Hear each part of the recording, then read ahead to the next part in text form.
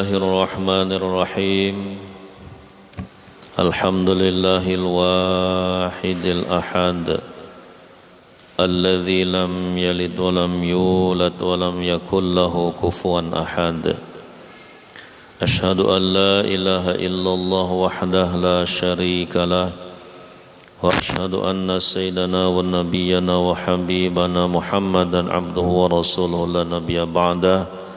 Allahumma salli ala sayyidina Muhammad ibn Abdillah wa ala alihi wa ashabihi wa man tabi'ahu ila yaumil qiyamah, amma ba'd. Ma'asyiral muslimin, bapak-bapak jamaah Masjid Agung Al-Hidayah yang dirahmati Allah, kami hormati Ustaz Muhammad Yasin,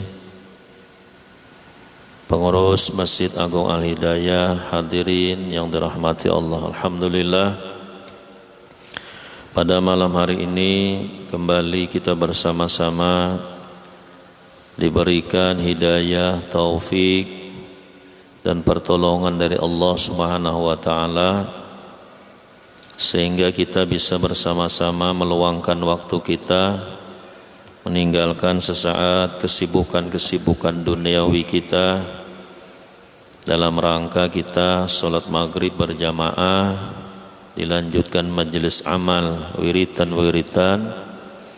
dan dilanjutkan kembali dengan majelis ilmu. Mari kita niat iktikaf di masjid ini agar duduk kita bernilai pahala sunnah iktikaf atau berdiam di dalam masjid.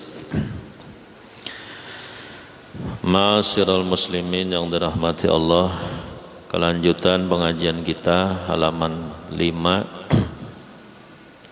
Semalam kita membahas tentang hukum-hukum mengucap bismillahirrahmanirrahim. Ada yang hukumnya haram, bahkan bukan hanya sekedar haram, tapi bisa menjatuhkan kita ke dalam kekafiran. Dan juga ada hukum membaca bismillah itu wajib, ada yang hukumnya sunnah dan ada yang makruh. Nah, kelanjutan pengajian kita,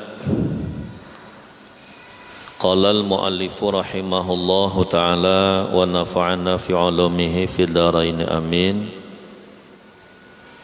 I'lam annal hukmal aqli yunhasaru fi thalathati aqsamin. Kata muallif, ketahui olehmu hai talib, hai orang yang menuntut ilmu. Jadi yang ngaran menuntut ilmu itu bukan hanya yang belajar, bukan hanya yang mendengar, yang membaca pun juga termasuk di dalam min jumlati talibil ilmi. Jadi termasuk di dalam orang yang menuntut ilmu. Jadi karena di dalam khitabnya muallif, artinya yang dimaksud oleh yang mengarang kitab, ketahui olehmu, ya kita bertanbih lah, bahwasanya hukum yang dibangsakan kepada akal itu tersimpun ia pada 3 bahagian.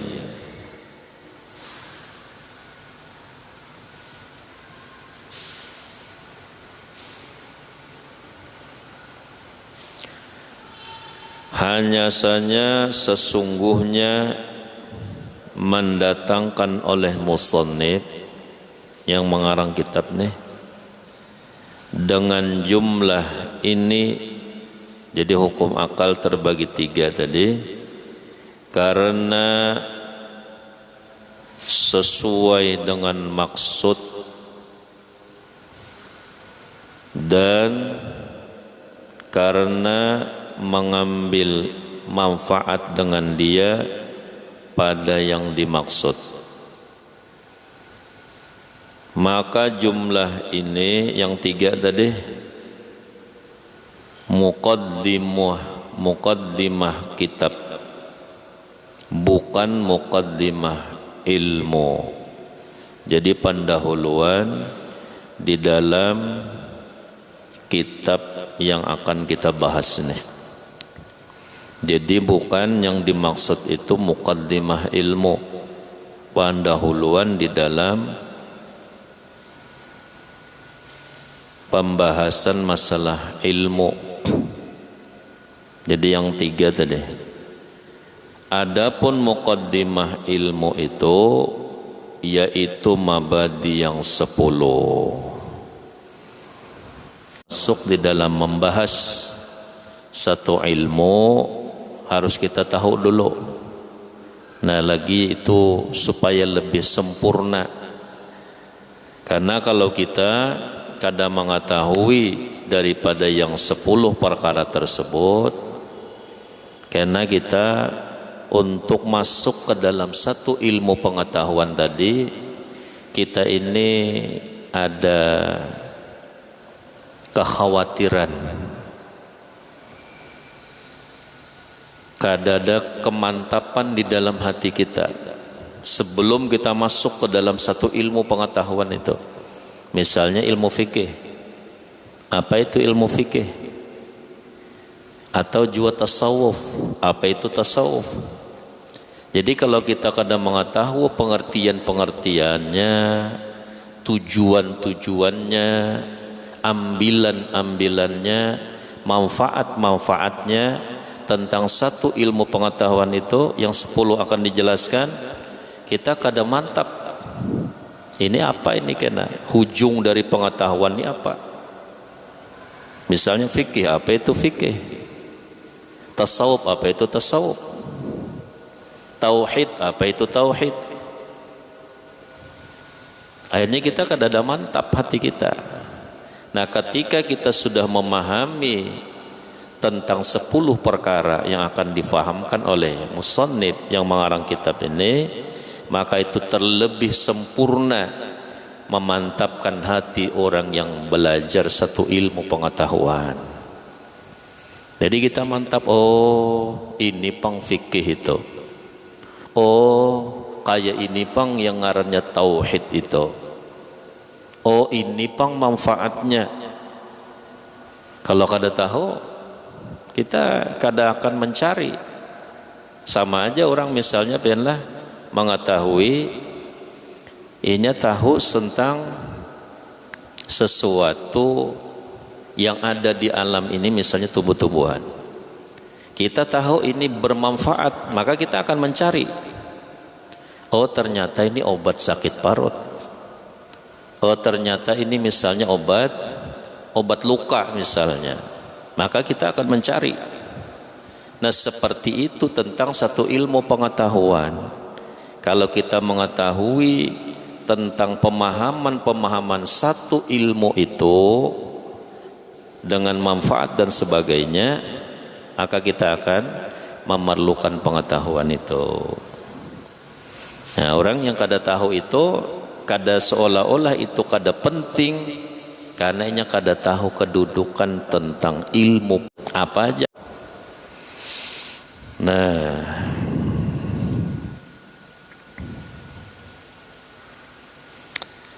jadi mabadi yang 10 itu dasar ilmu pengetahuan. Yang 10 ini dasarnya benar, landasannya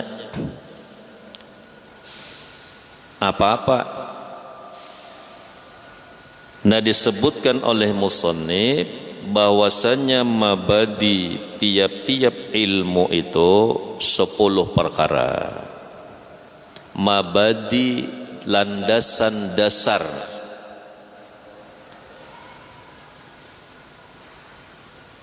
Ilmu itu apa aja? Anak fikih kah? Anak disebut tasawuf? Tauhid kah? Yaitu 10 perkara. Yang pertama yang perlu kita ketahui sebagai orang yang hendak menuntut ilmu, hendak belajar, atau orang yang hendak masuk di dalam mempelajari satu ilmu pengetahuan. Yang pertama harus kita ketahui haddul ilmi, hadnya, batasannya atau definisinya atau ta'rif daripada ilmu yang hendak dipelajari tadi. Misalnya fikih, apa itu fikih? Juga disebut dengan al-ilmu bi ahkamis syar'iyyah al-amaliyah al-muktasab min adillatiha at-tafsiliyah. Itu ngarannya fikih. Apa itu fikih? Nah, ketika kita sudah kenal tentang fikih, maka kita akan semangat hendak mempelajarinya. Apa itu? Ilmu yang dinisbahkan kepada amaliyah syar'iyah lahiriah, kayak wudu, mandi wajib. Lalu ilmu tadi itu amanah ambilannya al-muktasab min adillatiha at-tafsiliyah. Fikih itu diambil daripada dalil-dalil tentang setiap hukum-hukumnya secara terperinci. Misalnya wudu, mana dalilnya? Kan ini orang cari dalil. Jadi terperinci dalilnya tuh, Qur'annya ini, hadisnya ini. Fa idza qumtum ila shalah niat. Kenapa niat ini dimasukkan di dalam ibadah ini, di dalam rukun ini misalnya? Kada perlu lagi kita mencari. Yang penting kesimpulannya, fikih itu adalah satu ilmu pengetahuan yang dinisbahkan kepada amaliyah syar'iyah lahiriah yang diambil daripada dalil-dalil secara terperinci. Nah itu. Nah jadi yang pertama, sebelum kita masuk di dalam membahas satu ilmu pengetahuan apa aja, kita hendaklah mengetahui had atau ta'rif daripada ilmu pengetahuan tadi. Itu yang pertama, karena dibahas di bawah pena. Dan yang kedua, tempat hantarannya. Tujuan ilmu pengetahuan itu apa? Yang diarahkan kepada lahiriah atau ibadah i'tiqadiyah atau ibadah ruhiyah. Sasaran pengetahuan itu kemana? Nah kalau fikih tadi amaliyah syar'iyah lahiriah. Berarti yang dilihat urusan ibadah zahir. Jadi hendak mengetahui orang tadi bujur ibadah zahirnya, kita pelajari fikih. Oh ini sidin ini salah, ini sujudnya salah. Karena kita belajar tentang fikih. Ibadah lahiriah syar'iyah. Oh sujudnya kada bujur nih menurut pendapat ulama fikih. Orang menurut pendapat ulama fikih wajib melentakkan anggota 7. Nih hati-hati binian bianlah.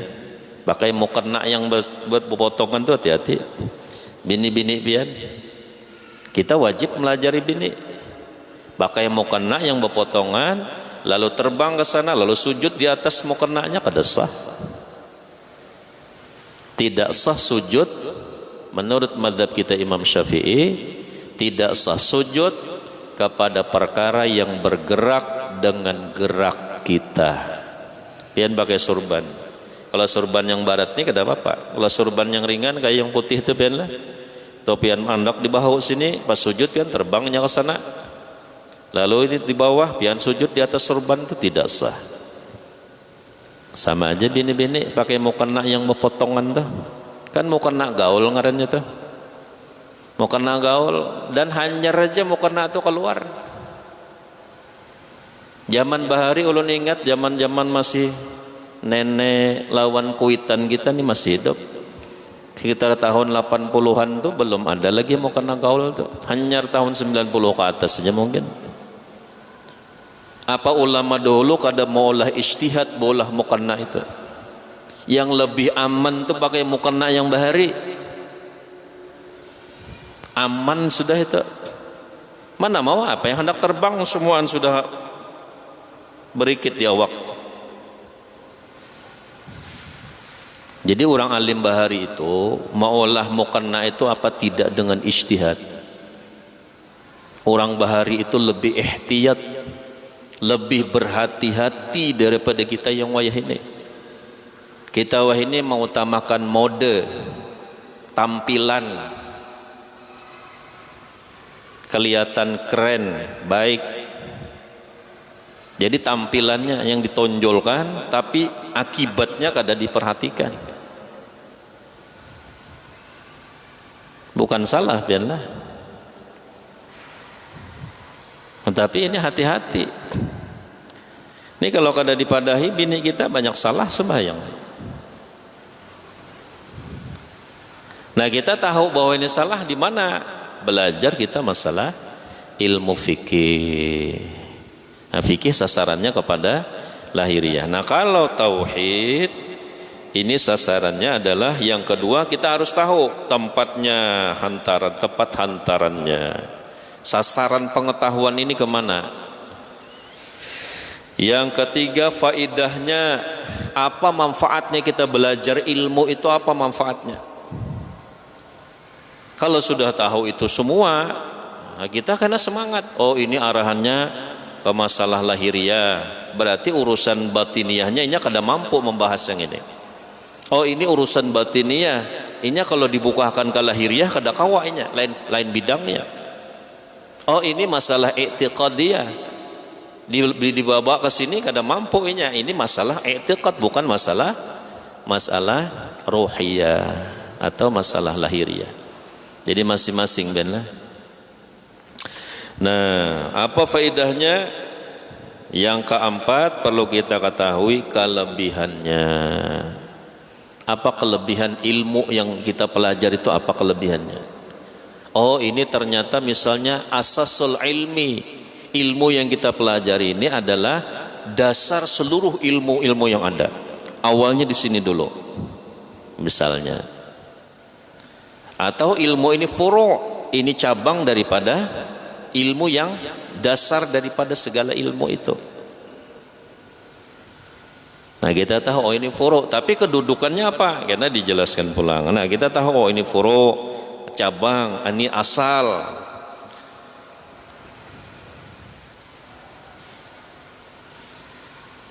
Kalimat nisbahnya. Yang keenam, orang yang menghantarkan dia. Siapa yang mengarang itu, biarlah. Siapa yang berijtihad membuat fahaman itu, memahamkan tentang misalnya fikih, siapa? Pertama yang berijtihad masalah fikih Imam Abu Hanifah Ibnu Nu'man. Itu yang pertama menulis kitab fikih. Lahir pada tahun 80 setelah hijrah Rasulullah. Kurang lebih 70 tahun setelah wafatnya Rasulullah. Lahirnya Imam Abu Hanifah Ibnu Nu'man. Sidin lahir pada masa tabi'in. Karena Sidin berguru lawan sahabat. Itu Imam Abu Hanifah, alimnya, ibadatnya, waraknya, zuhudnya lengkap. Nah, itu salafus saleh. Imam Syafi'i, Imam Maliki 93 tahun setelah hijrah Nabi. Imam Syafi'i 150 tahun setelah hijrah Nabi. Imam Abu Hanifah 163 tahun setelah hijrah Nabi. Ini termasuk orang yang disebutkan Nabi, orang-orang yang zaman keemasan Islam. Nah, ini yang disebut dengan salafus saleh. Jadi orang yang mengikuti fahaman mereka, generasi-generasi terdahulu yang saleh itu, yang 100 tahun, 200 tahun setelah wafat Nabi, bergelar salafus saleh. Kalau yang hanya-hanya ini ada yang 700 tahun setelah wafat Nabi, ada yang 1000 tahun setelah wafat Nabi. Maulah bergelar salaf. Tokoh-tokohnya tuh lahir hanyar nih aja, lalu mengaku salaf. Kan ini pengakuan aja, mengelabui, membunguli umat, mengatasnamakan salafus soleh. Padahal lahirnya hanya raja. 700 tahun setelah wafat Nabi, berarti sekitar 500 tahun di atas kita. 600 tahun. Ada yang hanya sekitar 100 tahunan aja di atas kita. Ada yang kada sampai. Ini yang menyalahkan salafus soleh. Kan lucu benar. Mengaku salafus soleh, tetapi menyalahkan salafus soleh. Salaf itu orang yang terdahulu, yang soleh. Nah, hati-hati kita. Nah, jadi siapa yang menghantarkannya? Seperti fikih, oh kita Syafi'iyah, bermadzhab Imam Syafi'i. Kalau tauhidnya siapa yang menghantarkannya? Asy'ariyah. Imam Abu Hasan al-Asy'ari itu lahirnya 240 tahun setelah hijrah Nabi. Jadi masih di atas, masih zaman masih zaman keemasan Islam. Ini dianggap sesat oleh orang yang hanya lahir sekitar 100 tahun, 200 tahun di atas kita. Sedangkan dia sudah 1000 tahun sudah putus dari Rasulullah. Nah, kalau Imam Abu Hasan al-Asy'ari, Imam Abu Mansur al-Maturidi, Imam Tauhid yang memahamkan masalah tentang ketauhidan, ini lahirnya 240 tahun setelah hijrah Nabi. Kan kada jauh benar. Sempat berguru dengan ulama mutaakhirin, ulama mutaakhirin. Itu termasuk di dalamnya beliau. Jadi masih ulama-ulama yang di dalam terjaganya keaslian Islam. Nah, jadi yang keenam harus kita ketahui, kalau hendak belajar satu ilmu, nah kita sebelum masuk tahu dulu siapa yang menghantarkan ilmu pengetahuannya, siapa yang mengarang pemahaman ini. Oh, jangan diompati. Misalnya nih, yang hanyar nih aja jangan diompati. Apalagi menyalah-nyalahkan orang salafus saleh. Ulama-ulama dulu disalahkan, jangan diompati. Walaupun berkatakan hadis Nabi ini, hadis ini, tapi semua ulama terdahulu yang saleh, yang alim, yang arif, yang wara, yang zuhud, yang abid, itu disalahkan berataan. Jangan diompati. Hati-hati benar. Oh, ini bermunculan akhir zaman yang seperti itu. Jadi orang yang berguru lawan sahabat, berguru lawan tabi'in, berguru lawan tabi'at tabi'in, salah semuaan. Jadi yang bujur bubuhannya aja yang hanyar nih. Naudzubillah, ini benar. Ini penyakit ini. Nah, jadi kita ingatkan anak kita, keluarga kita lihat, kita tanding. Kalau perlu kita catat ulama-ulama yang memahamkan kita tentang pengetahuan masalah fikih, lahir pada tahun berapa, sempat berguru lawan sahabat kada mereka, sempat berguru dengan tabi'in kada, sempat berguru dengan tabi'at tabi'in kada, musalsal kada pengetahuannya sampai ke Rasulullah.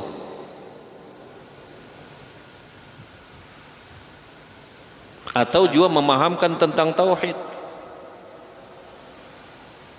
Nah kita, oh ini orang ini parak sudah nih, dengan Nabi masih parak jaraknya. Pastinya sudah berguru dengan orang tabi'at tabi'in. Dengan tabi'in sudah lewat, tabi'at tabi'in mungkin lewat, dengan ulama salaf, dengan ulama khalaf, ulama mutaakhirin. Nah setelah itu sudah jauh ke bawah benar-benar.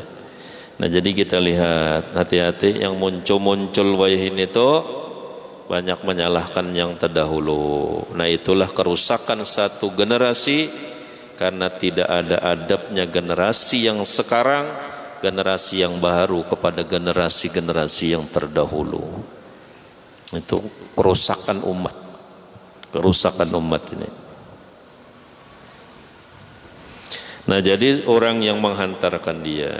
Yang ketujuh harus kita ketahui namanya. Apa namanya? Benar, hendak disebut fikih, tauhid. Dan yang kedelapan tempat ambilannya. Apa ambilannya? Quran, hadis, ijma' qiyas. Ini ada yang madahkan dasarnya kita dua, benar. Quran, hadis, ijma' dan qiyas itu lahir daripada Al-Quran dan hadis. Itu ijma' dan qiyas lahir daripada Al-Quran dan hadis. Dari mana mereka mengambil adanya ijtihad pendapat itu? Kalau tidak lahir daripada Quran dan hadis.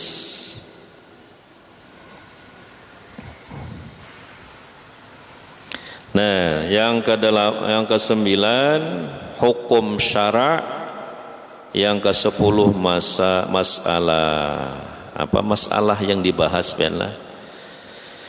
Nah, dan setengah mereka itu ulama ahli tauhid berpendapat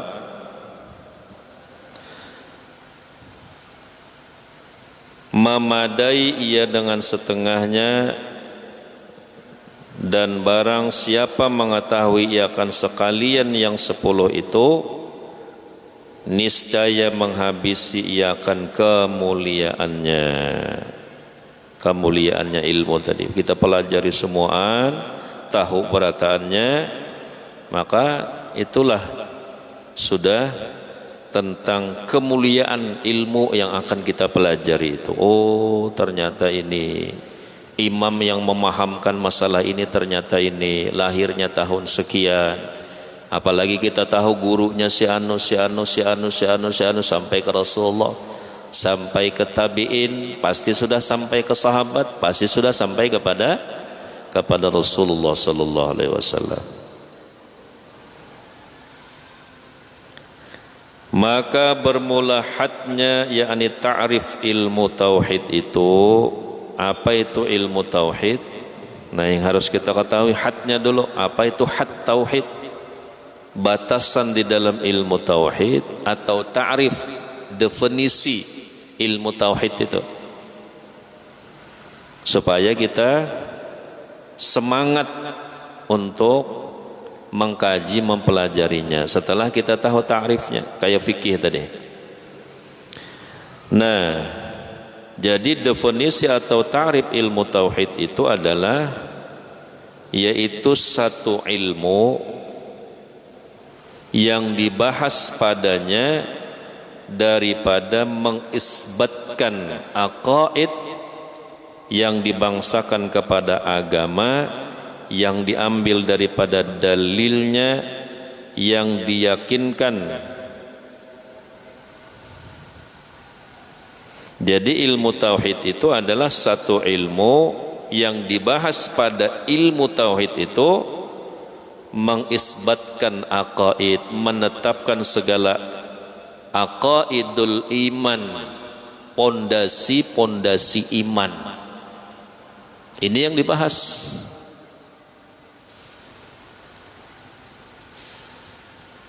Aqaidul iman ada 50 aqaid. 20 yang wajib bagi Allah, 20 yang mustahil, 1 yang harus. 41. 4 yang wajib bagi Rasul, 4 yang mustahil, 1 yang harus. 9. Jadi 41 tambah 9, 50 ini diisbatkan, dikokohkan, dihujamkan ke dalam kolbu seorang yang mukmin. Jadi kada goyah lagi setelah mengetahui aqaid tadi, pondasi-pondasi iman tadi.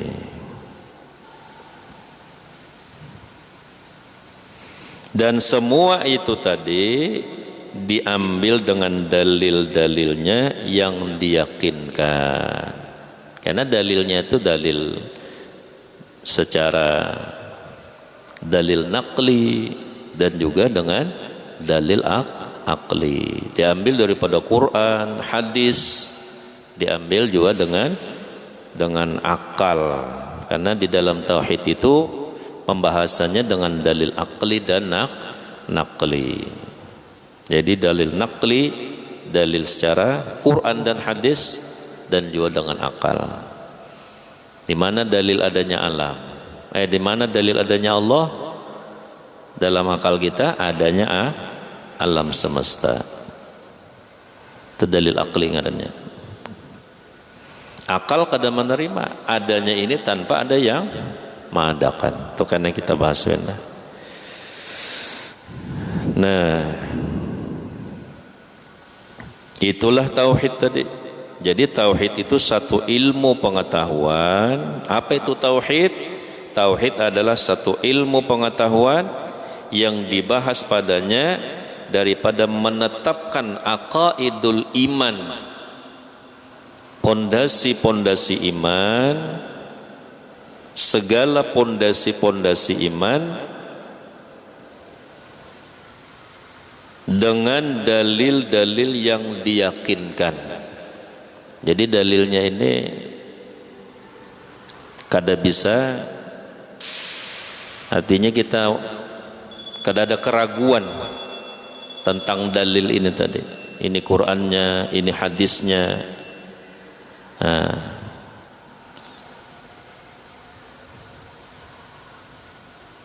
Dikit lagi Ben.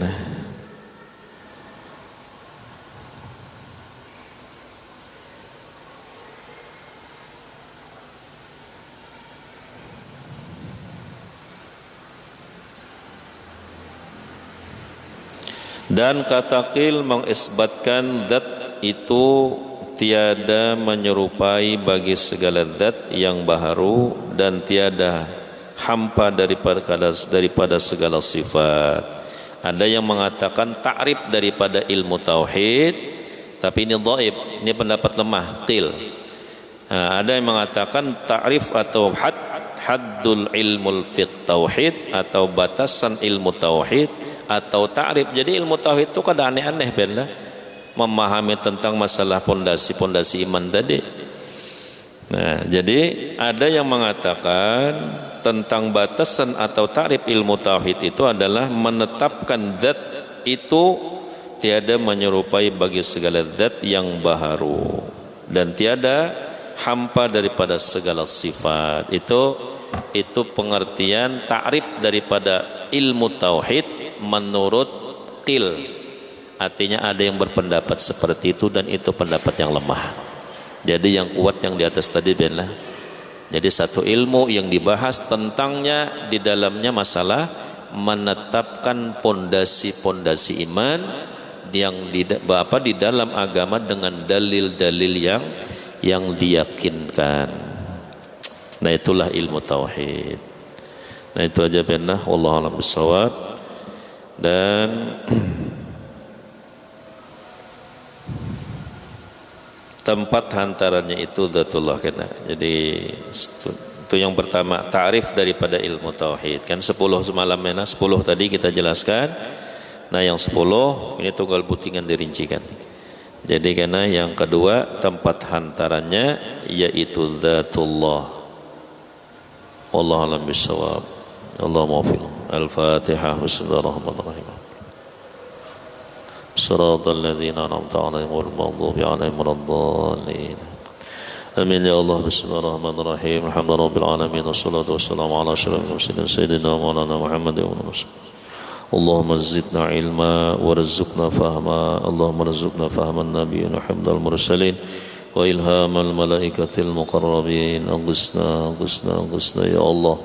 والدينا وأزواجنا وذرياتنا من أمور الدنيا والآخرة. ربنا هب لنا من أزواجنا وذرياتنا قرة أعين واجعلنا المتقين إماما ربنا آتنا في الدنيا حسنة وفي الآخرة وقنا عذاب النار واعتصموا بحبل الله صلى الله على سيدنا محمد الحمد لله.